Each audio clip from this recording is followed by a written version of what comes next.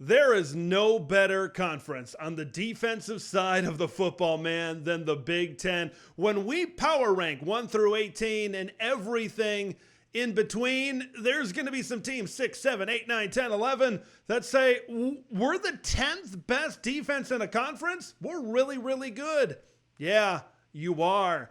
That's how deep the Big Ten Conference is. One reason that I can't wait for 2024 is to watch all of these defenses. I'm a defensive guy. I played defense when I played football, so I love to watch good defense, which is why I'm going to love watching the Big Ten this season. All right, we're going to tackle these in groups. All right, let's start at the bottom when we take a look at some of these Big Ten defenses. And I want to start with Michigan State towards the bottom, okay? Because this team was absolutely plundered on the defensive line. When you lose Simeon Barrow, when you lose Derek Harmon, more on him in a minute, right? Those two guys going to other big-time programs, those are some big losses. And it wasn't exactly equal replacement with some of those guys. Daquan Dowse from Georgia Tech. You look at Ben Roberts from Oregon, Kay. There's some big-time question marks up front. I think other physical teams in the Big Ten could have success going at the Spartans' defensive front. I actually like their linebackers, okay? I like Wayne Matthews, the transfer coming over. Cal Halliday has been a stalwart on an all-Big Ten list here from the linebacker position. Jordan Hall, Jordan Turner coming over from Wisconsin. So I like what they have, and then you look back to the secondary, right? They added Ed Woods from Arizona State. Beyond that, they didn't really add much. This is a pass defense, even going back to that great 2021 season, that struggled. So right now, I love Joe Rossi. I love that hire, but I think like this whole Spartans program, they're going to be able to build as time goes on. The big question for the Indiana Hoosiers, can these James Madison transfers translate from the group of 5 to the Power 2 that is Big Ten football? James Carpenter, Mikhail Kamara, you look at Aiden Fisher, D'Angelo Pons. There's a lot of former Dukes on this defense. Can they match up with the much better talent at this level? That's the big question I have right now about the Indiana Hoosiers as well. USC and Washington, I think, have great potential to jump up this list. Washington certainly has to replace, well, a lot of people across their football team, but certainly on the defensive line, there were some really good players from that national runner-up team that, of course, moved on. And once again, like Michigan State, they weren't exactly able to replace them with an equal talent level. So both the offensive and defensive line, I think, maybe are struggled for the Washington Huskies this season. I like what they have in the middle. Carson Bruner, Alfonso Tupatala, Ephesians Prysock, Elijah Jackson back there in the secondary. Will Steve Belichick's Patriots type of system be able to translate to the next level? Like, USC never had a talent problem. This was never the 100th most least talented, however you want to say that, defense in all of college football. It was all about alignment, getting a line in the right spot. Danton Lynn and this new coaching staff, I think, at least will have guys ready to go by the time they snap the football. That's what I feel with this defense, okay? They've got good parts to it. They've overhauled their secondary. A couple of UCLA guys and John Humphrey and Kamari Ramsey coming over. Easton Mascarenas Arnold, I think, is a big pickup, maybe bigger than some people think out there at linebacker. The defensive line, outside of Bear Alexander, we'll see if those questions can be answered up front. Just what the track record has been with this defense. I know it's a new coaching staff. I know there's new personnel. I get it. I think they're going to improve, but like we said, it's preseason. We just haven't seen it yet. All right, let's jump from number 10 to number 13. Big Ten West flavor in this particular group. Minnesota has a very deep defensive line, folks. I love what they have up front, right? They are that trench football team, that old school type of Big Ten football team. Ja Joyner, Danny Strigo are going to be menaces coming off the edge. Devin Eastern, Logan Redding in the middle. Watch out for Anthony Smith. High praise right now. Spring ball going into fall camp. They're all impact players. I think they can go deep. Depth on the defensive line. Why do you think defensive linemen were going for so much in the portal? Because it is so important in today's day and age of college football to have depth on the defensive line. Minnesota has it. If they can keep maybe their best defender healthy, Cody Lindenberg, that's going to help a tremendous amount as well, partnering him with Maverick Baranowski back there. Secondary, a bit of a question. We know about Justin Wally, but they didn't do a ton in the portal to improve, and that might be the weak point right there of that defense. I think Minnesota's defensive line a little bit more talented than Northwestern, but I still really like Northwestern's defensive front. Richie Haggerty, Aiden Hubbard, you got Jalen Pate up there, Najee Story. Like there's a lot of good depth. There's a lot of good depth on the defensive line as well. And you got to trust David Braun and what he was able to do last year and improve this defense. You lose a Northwestern all-timer in Bryce Gallagher, but you got Xander Mueller in there, who was kind of at that all Big Ten level alongside Gallagher. Will they be able to replace alongside of Mueller at the linebacker is the question. In the secondary, like you lose Rod Hurd transferring from Notre Dame. You lose a couple of guys that go out to West Virginia, out east. So can they backfill that? Are they going to be able to make as many plays as they did last season? That's the big question, but I still really like what the Wildcats have on the defensive side of the football. Illinois is a team where they've got some questions on the defensive line. They certainly don't have the defensive line that Minnesota or Northwestern do, but I look to that second level of that defense, and that's where I really start to get excited about what Aaron Henry can do in his second year as the defensive coordinator. Dylan Rosiek, the leading tackler coming back from last year, Gabe Ackus and Seth Coleman are also in that group. And then I look to the secondary. I think the secondary is maybe a little bit better than maybe some people think right now. Terrence Brooks coming over from Texas at corner. You get a healthy Matthew Bailey. You combine it with the Scots. Now all of a sudden, you're getting a little bit more confidence down there in Champaign, Illinois, that you can cover some people. And that was a big weakness. They got Kansas early on in the schedule, so they're certainly going to be able to need to cover. If they can get one or two of these transfers on the D-line, like a Dennis Briggs, to be really good, I kind of like this defense. I'm kind of warming up to Illinois, maybe getting back and being a better defense here this season. Purdue, they've got some pieces. Like you look at safety Dylan Thieneman. You look at Yanni Karloftis. You look at Kydron Jenkins, Cole Prevard on the defensive line.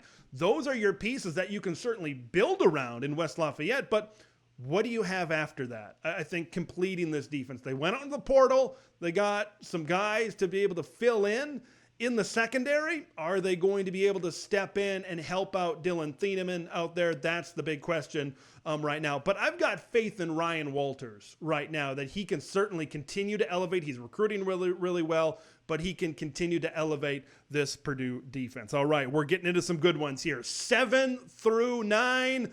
Boy, these are some good defenses. Let's start with the Rutgers Scarlet Knights. They were a really good pass defense last year. They returned just about everybody except Max Melton, who was an NFL player. I talked to Richie O'Leary from the Night Report at Rutgers Rival, and he thought, I don't even know if Max Melton was the best defensive back on this team last season. Like, you've got Desmond Igbinosun, Flip Dixon, Robert Longerbean, Shaquan Loyal. They're all coming back in the defensive secondary. One of the best linebacker tandems in the Big Ten, if not the country, with Mohamed Toure and Tyrene Powell. Got to keep those guys healthy, though. Got to keep them healthy.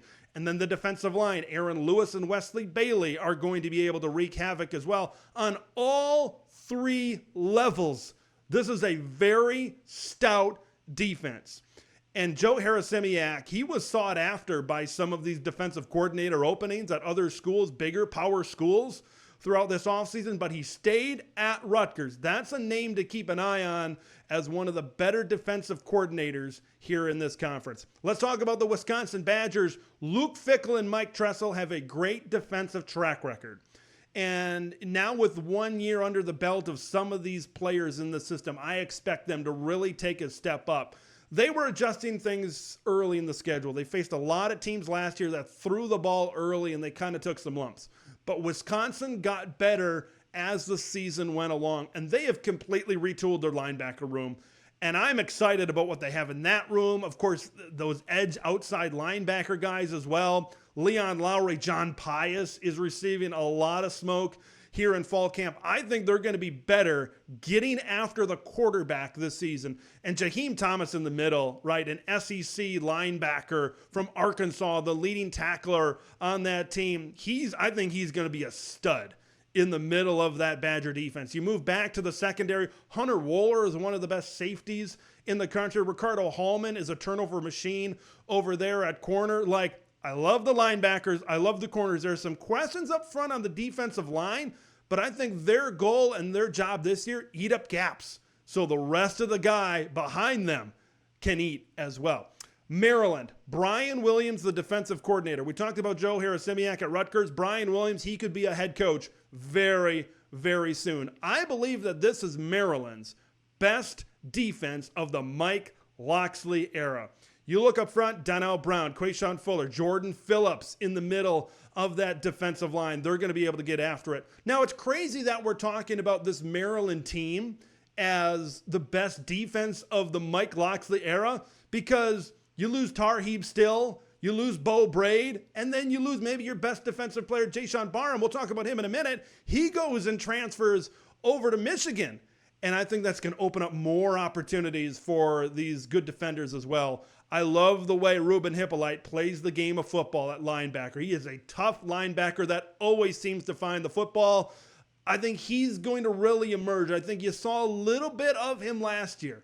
And he actually had more tackles, right, than Jayshawn Barham. But I think you're really going to see him take it to that next level and really solidify himself as a top linebacker in the Big Ten. Caleb Wheatland is also in that linebacking group. You look back to the secondary, Dante Trader comes back at safety over there. They bring in Jalen Husky, who they're expecting a lot to do at corner. Glendon Miller had 4 interceptions last year. I really like Maryland. Okay, without Talia Tungavailoa, I think this defense is going to need to be better. I think they're going to lean on it a little bit. I love everything about what the Terps have defensively this season, right? When they joined the Big Ten the last couple of years, they were more offensive focused. But, man, this defense, if they can put the defense together with the offense, watch out for the Maryland Terrapins. All right, let's head to the next group. We're getting towards the top. These are some really good defenses. You got to talk about Iowa. Iowa Hawkeyes I have at number 3. Man, it's just another ho-hum Phil Parker defense. It is another elite college football defense, and it needs to be, right, considering what the Iowa Hawkeyes have been the last few years. We talked about that Rutgers linebacker combination. Boy, that next level up is the Iowa Hawkeyes. You have 2 All-Americans, not 1, 2. Jay Higgins and Nick Jackson are absolute studs. I didn't think, Iowa just keeps impressing me, right? They just keep upping themselves and taking it to another level. When they had Jack Campbell and Seth Benson, I'm like, all right, that's a generational linebacker tandem. Nope.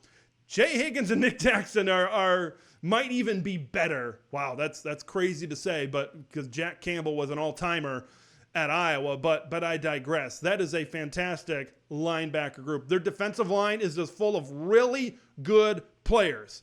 Is there a standout? Is there an Epinesa, right, on this defensive line? Maybe not, but Aaron Graves and Ethan Herkett, Y.A. Black, Deontay Craig, they're all really good players, and it's a deep starting group up front for the Iowa Hawkeyes. The secondary, they just continue to churn out great players. It's Sebastian Castro stepping up. He's that next one. He's going to be that next great Iowa defensive back that moves on to the NFL and has success there. Quinn Schulte, old reliable. Xavier Wampa back there. Xavier Wampa was a 5-star guy coming out of high school. I think you're going to see him really take that next level up. I mean, Wampa, Castro, and Schulte back there. We'll see what happens at the corner spots, but Iowa is going to be more than okay. I love what they have once again on the defensive side of the ball. There's a reason why Phil Parker won the Broyles Award last year as the top assistant coach in college football. I just think on all 3 levels, they're a little bit deeper. They're a little bit more complete right now than the Penn State Nittany Lions. But when we talk about pass rush, Penn State is the best pass rush in the Big Ten. They are. Abdul Carter and Danai Dennis Sutton are those dudes. Nobody's going to be able to stop them. You're only going to wish to contain them. If you can contain them, that is success when you play the Penn State Nittany Lions. When you move Abdul Carter to the defensive line, you better be good at linebacker to fill those shoes. They feel pretty good. Kobe King, Dominic DeLuca, they're very high on Tony Rojas. They're probably going to move to a 4-2-5, so that'll allow some depth at that linebacker spot. Kevin Winston back there at safety. He's really good back there. So the questions are going to be at corner. Got a couple of SEC transfers coming in. Can they play at the level of the Joey Porter Jr.'s and the Daquan Hardys and the Kalen Kings and guys like that? That remains to be seen. But I really like the depth of this defense. Tom Allen is a fantastic coordinator. I just love everything about Penn State. I love everything about him right now. I think they're just, once again, how Iowa's maybe a little bit more complete. I feel that about the same about Penn State as compared to Oregon. Oregon has a lot of transfers coming in. Like up front, you look at Derek Harmon and Jamari Caldwell. In the secondary, Jabbar Muhammad.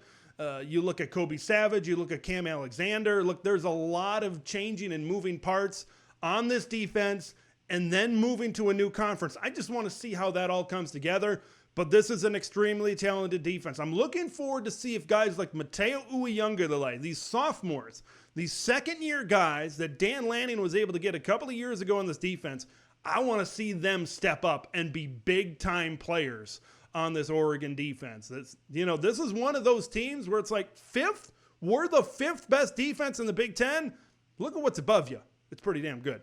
The Nebraska Cornhuskers I've got on here as well. So Nebraska's got a really tough defensive line up front. Ty Robinson, Nash Hutmaker, the Polar Bear, Jamari Butler as well. A lot of fourth and fifth year guys on the back end of this defense as well. In the secondary, experience. That's what I love about this Nebraska defense right now. Tony White did a great job last season. I think it's going to even take a bigger step this next season. All right, 1 and 2, you know who it is. What's the order? I've got Ohio State number 1 and Michigan number 2. All right, when you talk about the defensive line, you talk about Michigan having the edge in the interior with Mason Graham and Kenneth Grant. And then when you look at the exterior, I think Ohio State has the advantage with JT Tuimoloau and Jack Sawyer. But you put all 4 of these guys, 8 of these guys combined up against each other, and they're maybe the 2 best defensive lines in America exist here in the Big Ten Conference. Linebacking groups are very comparable, right? They're replacing some stalwarts. You got some transfers coming into Michigan. You look at Jayshon Barn, Ernest Hausman transferred in last season. Cody Simon is good. Sonny Styles comes down to linebacker. C.J. Hicks was one of the top players in his class when he came out. Linebacker, I feel really good about both of these teams right now. I just think Ohio State has a little bit of an edge in the secondary. I do. These are 2 of the best defensive backs in the country exist on these 2 teams. Caleb Downs for Ohio State. Will Johnson for the University of Michigan right now. And there's some moving parts for Michigan. Losing a guy like Mikey Sanders still, I think, is going to be a big loss for the Wolverines. And then losing Rod Moore, the injury during spring ball, I think is going to be a big injury as well. That's a glue piece that kind of holds everything together for the Michigan Wolverines. Ohio State, man, Denzel Burke to Igbinosun to Lathan Ransom to Caleb Downs, just everybody's coming back. Jim Knowles has everything ready to pop and be the best defense in the country this season. I truly believe that. All right, final look at the rankings. I'm going to refer to left-siders and right-siders a lot when I look at power rankings. You look at those left-siders, those are some really good defensive units. It's going to be fun to watch these defenses go at it against some of these offenses in the Big Ten Conference this season. Thanks for watching Big Ten Ted, where it's all Big Ten all year long. Make sure to like the video to spread the word of Big Ten Ted to the masses, and subscribe to the channel for updates on Big Ten content that drops every day.